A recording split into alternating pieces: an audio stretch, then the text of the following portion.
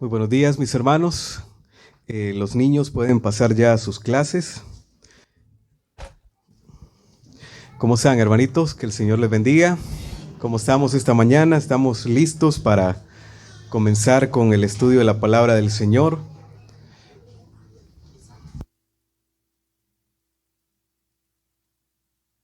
Muy bien, entonces, esta mañana comenzamos con el estudio de la carta a los romanos. Hemos terminado la serie acerca de Moisés, hemos tenido un estudio extenso en el libro de Éxodo, hermanos, y el Señor nos ha bendecido enseñándonos muchos aspectos de la vida cristiana, mucho que aprender. Y en esta mañana pues vamos a comenzar lo que es el estudio de la carta a los romanos, y nuestro deseo es que el Señor pues siga enseñándonos, hermanos, cada vez que podemos abrir las escrituras. Vamos a ver, ¿alguien sabe, hermanos, sin abrir sus Biblias, cuántos capítulos tiene la carta de Romanos? Vamos a ver. Vamos a ver. Al azar entonces, hermano, a ver quién le pega, vaya. ¿Cuánto? 28. Creo que no. Ajá, vamos a ver a alguien más, pero está bien, hermano, excelente. 16, excelente. La carta a los romanos, hermanos, tiene 16 capítulos. Y en esta mañana vamos a estar en el capítulo 1, versículo 1. Así que vamos a hacer una lectura de estos 7 versículos. Romanos 1:1. Dice: Pablo, siervo de Cristo Jesús, llamado a ser apóstol, apartado para anunciar el evangelio de Dios. Por medio de sus profetas ya había prometido en las sagradas escrituras este evangelio. Habla de su Hijo, que según la naturaleza humana era descendiente de David, pero según el Espíritu de Santidad fue designado con poder Hijo de Dios por la resurrección. Él es Jesucristo nuestro Señor. Por medio de él y en honor a su nombre, recibimos el don apostólico para persuadir a todas las naciones que obedezcan a la fe. Entre ellas están incluidos también ustedes, a quienes Jesucristo ha llamado. Les escribo a todos ustedes, los amados de Dios que están en Roma, que han sido llamados a ser santos, que nuestro Padre y Señor Jesucristo les conceda gracia y paz. El apóstol Pablo, hermanos, escribe esta carta para la iglesia en Roma. En este momento, Roma es la capital, hermanos, del imperio romano, por así decirlo. Entonces, es una iglesia que ha sido fundada en la capital. De hecho, es una iglesia, hermanos, que no tiene problemas doctrinales, podemos decir, o es una iglesia saludable. Mira el versículo 8.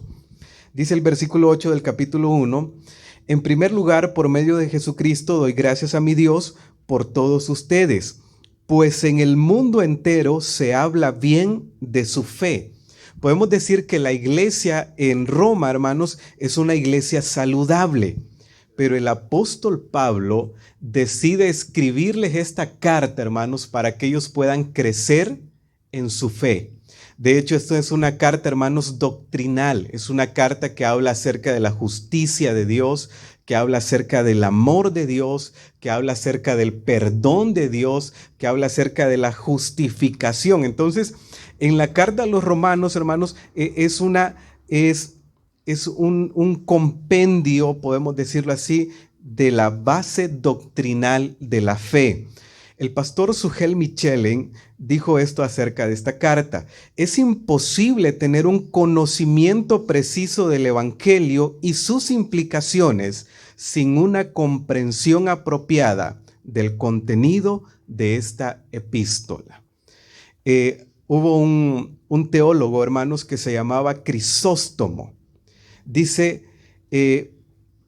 Crisóstomo hizo el compromiso, hermanos, de leer esta carta a los romanos 2 veces por semana durante toda su vida. Óiganme, hermanos, 2 veces por semana.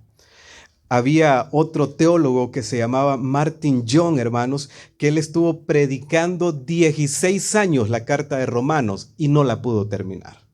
16 años, hermanos, imagínense.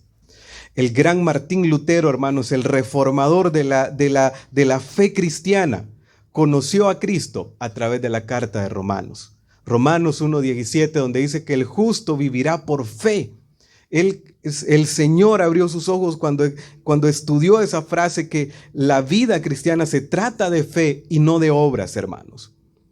Martín Lutero dijo esto: es necesario que cada cristiano pueda saber de memoria la carta a los romanos y que cada día pueda leerla como alimento del alma.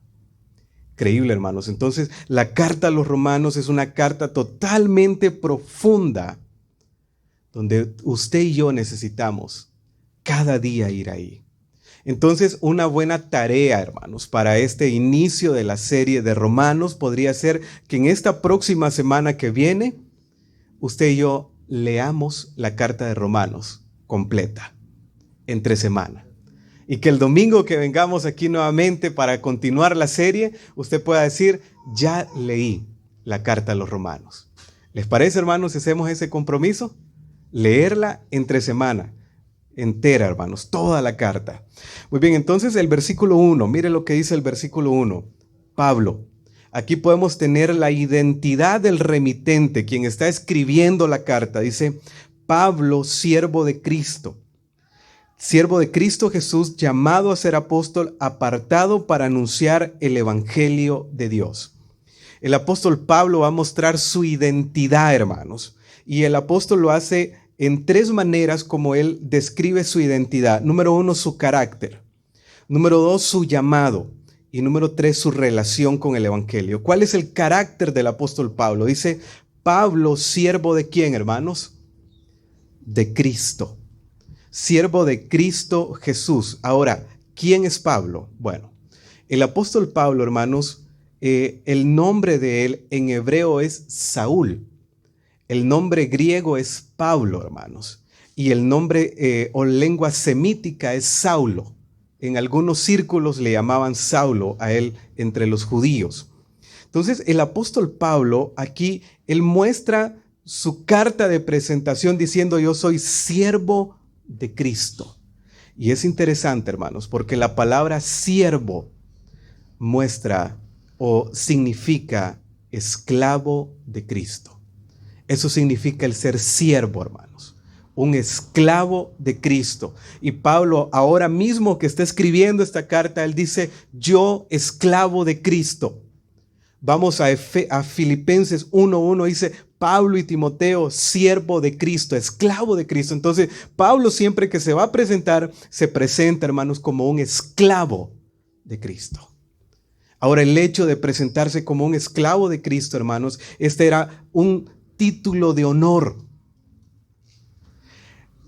Hay un comentarista que se llama Ceballos que escribió algo acerca de los esclavos en este contexto. Dice: un esclavo en aquella época era considerado un instrumento, posesión del amo.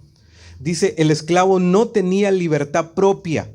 Todo le pertenecía a su señor, su dueño, aún sus hijos, su tiempo, sus fuerzas.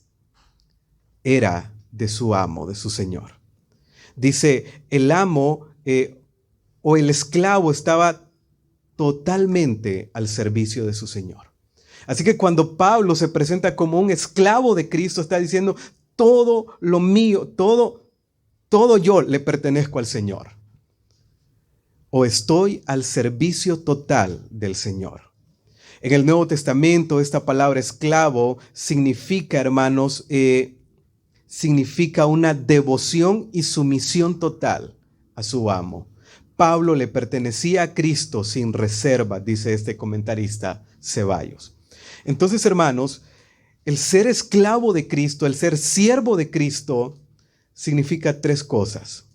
Número 1, sumisión total. Número 2, dependencia total. Y número 3, entrega total a Dios. Pablo se presenta, hermanos, como un esclavo, como un siervo de Cristo. Ahora, ¿pero quién era Pablo? Miremos Filipenses 3:4. Filipenses 3:4. Recordarles, hermanos, que estamos en la introducción a la carta a los romanos, entonces por eso estamos dando estas características del remitente, de quien está escribiendo, que es Pablo, y él se presenta como un esclavo. Pero en Filipenses 3:5 encontramos un poco del currículum de vida, del currículum del apóstol Pablo, o la hoja de vida del apóstol Pablo. Dice: circuncidado al 8º día, del pueblo de Israel, de la tribu de Benjamín, hebreo de pura cepa, en cuanto a la interpretación de la ley, fariseo, en cuanto al celo, perseguidor de la iglesia, en cuanto a la justicia de la ley, en cuanto a la justicia que la ley exige, intachable. Mira el versículo 7, qué contraste. Sin embargo, todos estos títulos humanamente, todo aquello que para mí era ganancia, ¿ahora qué, hermanos? Lo considero pérdida por causa de Cristo. O sea que al apóstol Pablo no le interesaba, hermanos, poder mostrar todo quién era él. No, yo soy hebreo, no, yo soy de la tribu de Benjamín. No, yo soy un esclavo de Cristo, un siervo de Cristo. Mi motivación esta mañana, hermanos, es que usted pueda salir ahora mismo pensando: yo soy un esclavo de Cristo. Yo soy un esclavo de Cristo. Yo soy un siervo de Cristo. La palabra siervo significa esclavo. Sumisión total a Dios. Necesitamos someternos a Dios, hermanos, para ser esclavo de Él. Necesitamos depender totalmente de Dios para que seamos sus esclavos. Y necesitamos entregarnos totalmente a Dios para decir: yo soy esclavo de Cristo. Vuelvo y repito, hermanos, la idea de este término esclavo es un título de honor. Es un título no que hace énfasis en la bajeza, sino que hace énfasis en el privilegio, hermanos, de ser esclavo de Dios. Hermanos, en el capítulo 8, si no me equivoco, de la carta de Romanos, dice que si no somos esclavos de Dios, somos esclavos del pecado. Solo tenemos dos razones, podemos decirlo. O somos esclavos de Dios, o somos esclavos del pecado. Ahora ya no somos esclavos del pecado, somos esclavos de Dios. Así que la identidad del apóstol Pablo es primeramente un siervo de Dios. Sigamos viendo el versículo 1 de Romanos 1.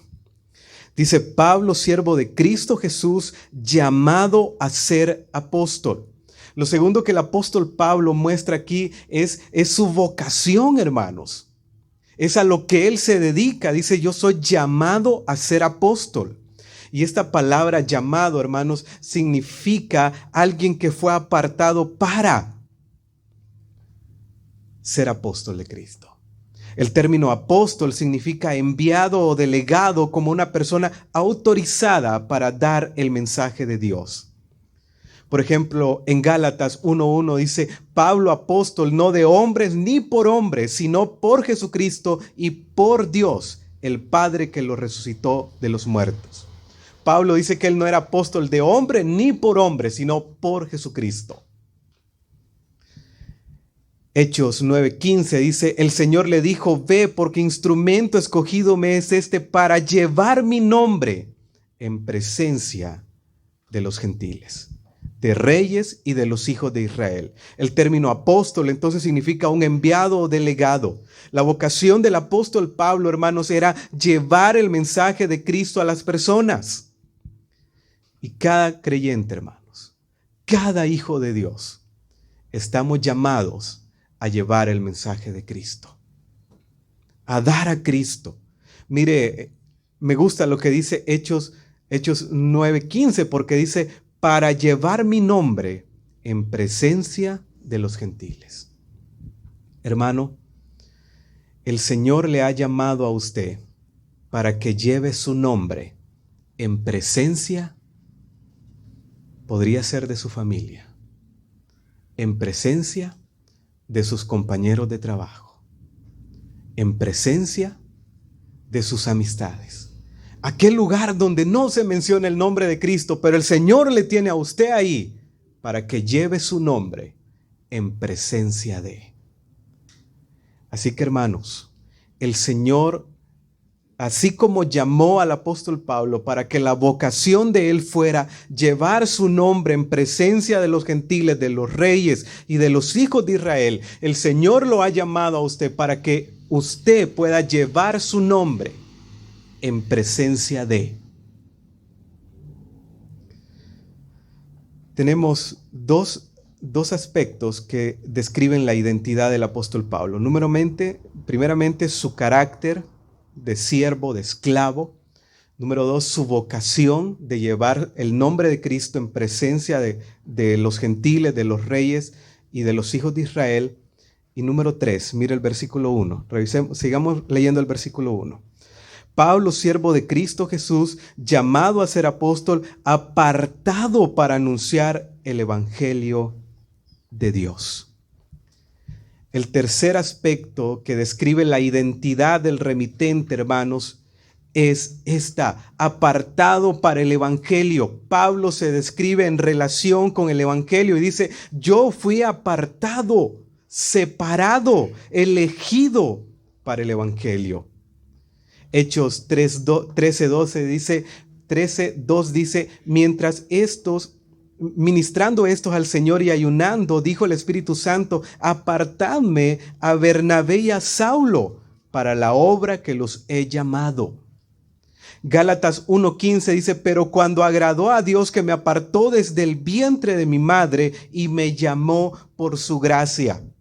Así que el Señor, hermanos, apartó al apóstol Pablo para el evangelio.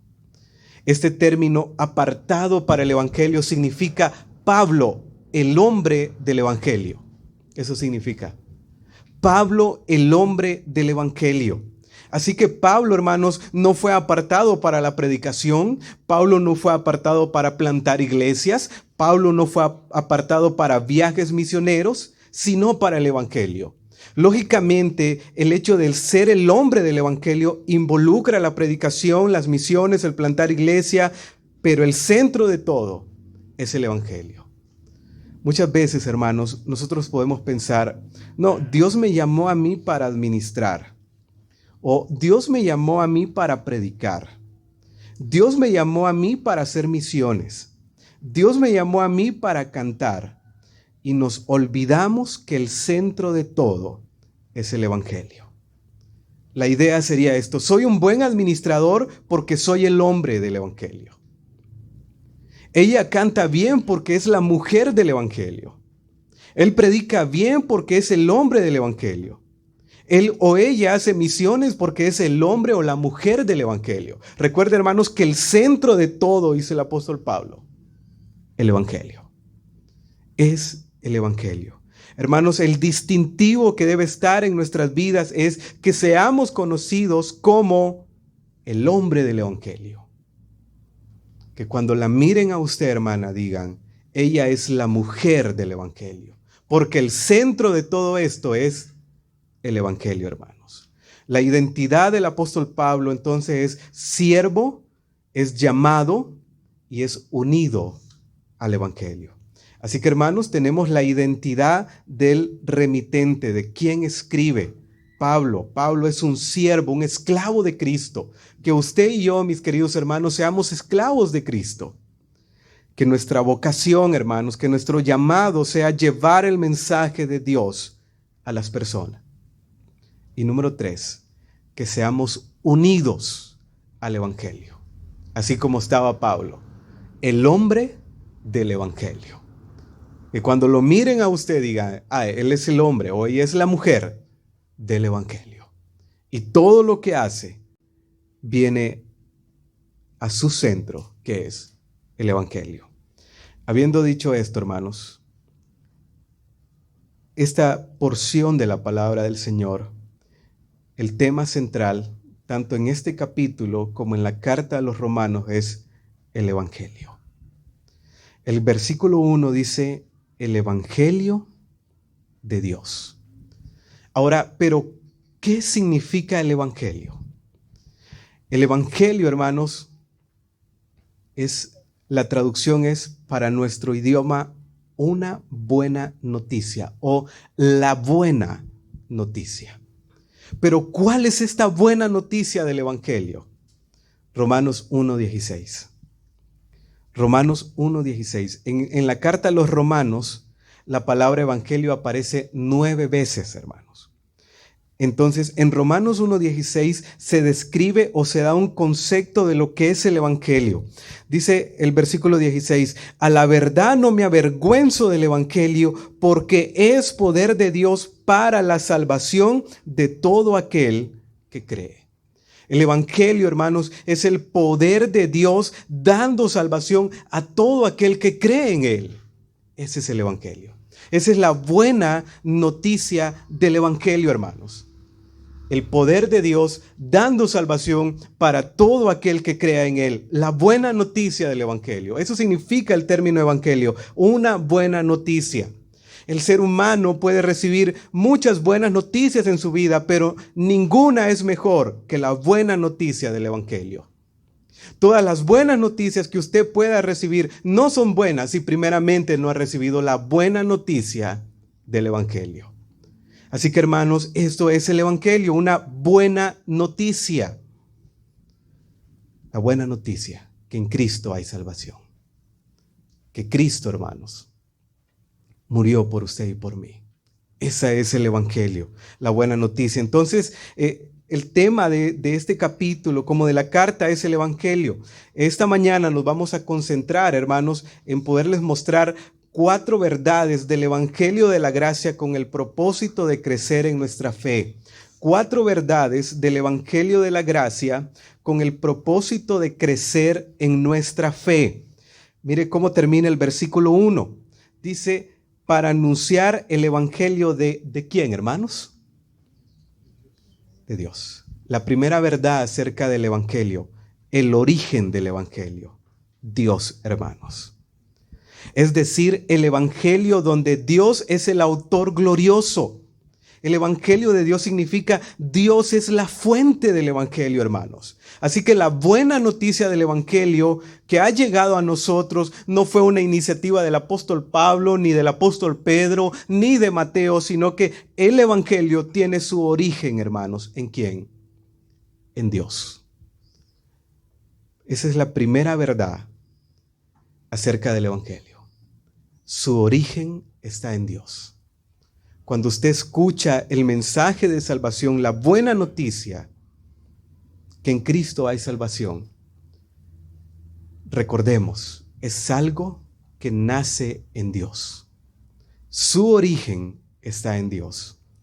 Por ejemplo, en Romanos 15:16 dice el apóstol Pablo, para ser ministro de Cristo Jesús a los no judíos, yo tengo el deber sacerdotal de proclamar el evangelio de Dios, que tiene su origen en Dios. Primera Tesalonicenses 2:8 dice, así nosotros por el cariño que les tenemos nos deleitamos en compartir con ustedes no solo el evangelio de Dios, el evangelio de Dios, sino también nuestras vidas, tanto que llegamos a querernos. Hermanos, nosotros miramos al apóstol Pablo cuando leemos las Sagradas Escrituras y miramos que él siempre está deseoso de compartir el evangelio, que lo está compartiendo el evangelio, y nosotros decimos, ¿por qué? Porque él sabía que el origen del evangelio está en Dios. Es Dios, hermanos. Es en Dios donde nace el evangelio. Y aquí en 1 Tesalonicenses 2:8 dice que no solamente quiero entregarles mi vida, no solamente quiero entregarles el evangelio, sino que también mi vida. El apóstol Pablo dispuesto a morir por el evangelio. ¿Por qué? Porque el evangelio no es una idea humana, hermanos. Tiene su origen en Dios. ¿Cómo fue que murió Esteban, el primer mártir de la fe? ¿Cómo fue que pasó esto? Sencillo, él sabía, hermanos, que el evangelio nació en Dios. Sabía que valía la pena morir por el evangelio. ¿Cómo fue que mataron a Pedro, que sacrificaron a Pedro, a Andrés, a Marcos? ¿Cómo es que murieron por la causa de Cristo? Porque sabían, hermanos, que el origen del evangelio está en Dios. Así que la primera verdad, hermanos, acerca del evangelio es que su origen es en Dios. Segunda verdad, el versículo 2 del capítulo 1 de Romanos, que por medio de sus profetas ya había prometido en las Escrituras. La continuidad, hermanos, del evangelio. Hermanos, que por medio de sus profetas ya había prometido en las Escrituras. La buena noticia del evangelio, hermanos, se escuchó desde el Génesis capítulo 3, después de que Adán y Eva cayeron en pecado. El Señor les dijo en Génesis 3:15, pondré enemistad entre tú y la mujer y entre tu simiente y la simiente de ella. Su simiente te aplastará en la cabeza. Iba a venir una simiente redentora, hermanos, que iba a dar salvación. Así que el evangelio, hermanos, lo miramos a través de toda la Escritura. En Lucas 24:25, Jesús les dijo, qué torpes son ustedes, les dijo, y qué tardos de corazón para creer todo lo que habían dicho los profetas. Los profetas, hermanos, a lo largo y ancho del Antiguo Testamento anunciaron el evangelio. Así que en cada hoja de la Escritura hay un hilo hilvanado, hermanos, que se llama evangelio. Podemos ir al Génesis 3 y ya miramos el evangelio ahí. Así que, hermanos, la continuidad del evangelio es en toda la Biblia. El evangelio no nació, hermanos, no nació en el día de Pentecostés. El evangelio ya se había anunciado, hermanos. Ya venía la buena noticia del evangelio. La tercera verdad, la esencia del evangelio. Versículo 3. Este evangelio habla de su Hijo, que según la naturaleza humana era descendiente de David. Cristo, hermanos, la esencia del evangelio. La primera verdad, el origen del evangelio, Dios. La segunda verdad, la continuidad del evangelio a lo largo de toda la Escritura, hermanos. La tercera verdad, la esencia del evangelio, Cristo. Este evangelio, dice el versículo 3, habla de su Hijo. ¿Quién es su Hijo? Es Cristo, que según la naturaleza humana era descendiente de David. Hermanos, sin Cristo no hay buena noticia, no hay evangelio, porque es a través de Cristo, hermanos, que nosotros recibimos la buena noticia del evangelio. Es a través de la muerte de Cristo, hermanos, que el evangelio, que usted y yo podemos disfrutar de la salvación en el Señor, que podemos disfrutar del evangelio. Es Cristo, hermanos. Y hay tres motivos aquí en estos versículos de por qué Cristo es la esencia del evangelio. Dice el versículo 3, este evangelio habla de su Hijo que según la naturaleza humana era descendiente de David. El primer motivo por qué Cristo es la esencia del evangelio, hermanos, es porque Él se humanó. Dice, según la naturaleza humana. Cristo, dice Filipenses 2:13, tomó la forma de siervo. Entonces, el primer motivo por qué Cristo es la esencia del evangelio. Versículo 4 dice, pero que según el Espíritu de Santidad fue designado con poder Hijo de Dios por la resurrección. Segundo motivo por qué Cristo, hermano, es la esencia del evangelio, por la resurrección, hermanos. Es el Hijo de poder que resucitó de los muertos. Primera de Corintios 15:3 dice, primeramente os he enseñado lo que asimismo recibí, que Cristo murió por nuestros pecados conforme a las Escrituras y que fue sepultado y que resucitó al tercer día. Hermanos, lo que le da sentido a la fe cristiana es la resurrección de Cristo. ¿Cómo usted y yo, hermanos, sabemos que hemos abrazado la verdad en medio de tantas religiones que hay? Por la resurrección de Cristo. El Dios del Islam, que es Alá, nunca resucitó, hermanos. El Dios del hinduismo, que, bueno, ellos tienen tres, que se llama Brahma, Vishnu y Shiva, nunca resucitaron, hermanos. El Dios del budismo, que es Buda, nunca resucitó, hermanos. Pero Cristo sí resucitó. Usted y yo sabemos que estamos en el camino correcto por la resurrección de Cristo. Así que cuando Cristo resucitó, esto nos da la segunda razón por qué Cristo es la esencia del Evangelio. Pero también hay una tercera razón por qué Cristo es la esencia del Evangelio. Versículo 5. Por medio de Él y en honor a su nombre, recibimos el don apostólico. Hermanos, es por medio de Cristo, que dice el apóstol Pablo, que yo he sido llamado a trabajar para Él como un apóstol. El Señor, hermanos, sigue llamando más personas para que trabajemos para Él por medio de Cristo, por medio de la obra de Cristo. Así que Cristo, hermanos, es la esencia del Evangelio. Llevamos 3 verdades acerca del Evangelio que nos permiten crecer en él. El origen del Evangelio es Dios. La continuidad del Evangelio está en todas las Escrituras. La esencia del Evangelio es Cristo. Y la cuarta verdad, hermanos, es la meta del Evangelio. Versículo 5. La meta del Evangelio. Por medio de Él y en honor a su nombre recibimos el don apostólico aquí está el propósito, hermanos, para persuadir a todas las naciones que obedezcan a la fe. El propósito del Evangelio, hermanos, es que todas las personas vengan a la obediencia de la fe en Cristo. Persuadir, como dice aquí, hermanos, el término. Esta es la meta del Evangelio, hermanos, que cada persona pueda venir delante de Cristo y en obediencia pueda exaltar y glorificar al Señor.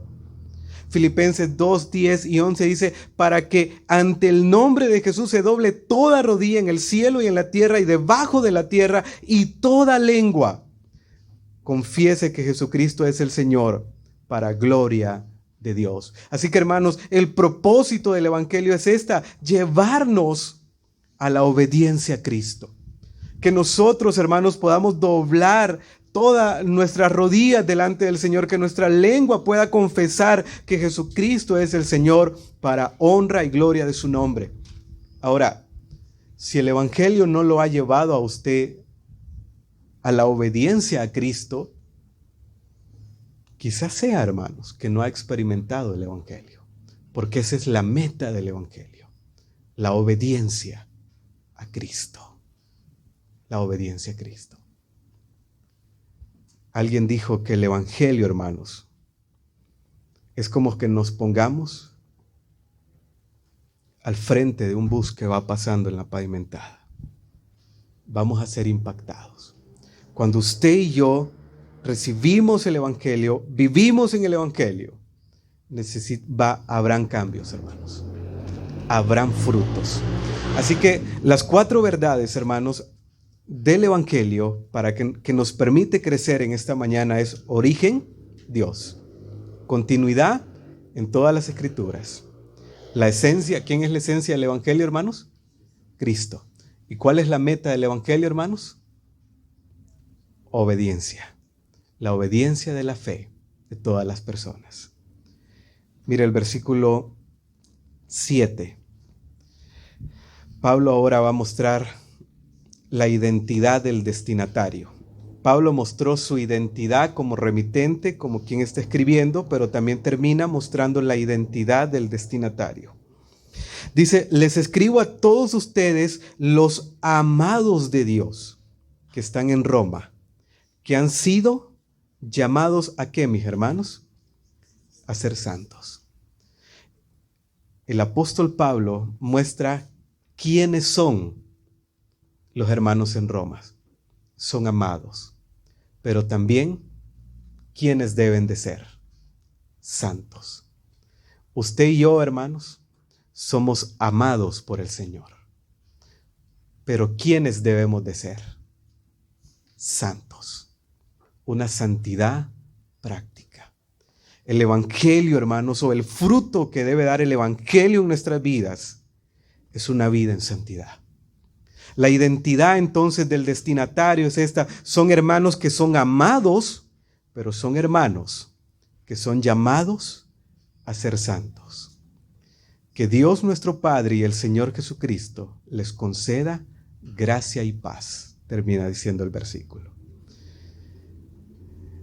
Si usted mira, hermanos, el apóstol Pablo mostró su identidad, pero también mostró la identidad de los hermanos en Roma. ¿Qué significa esto, hermanos? Que el Evangelio nos da identidad.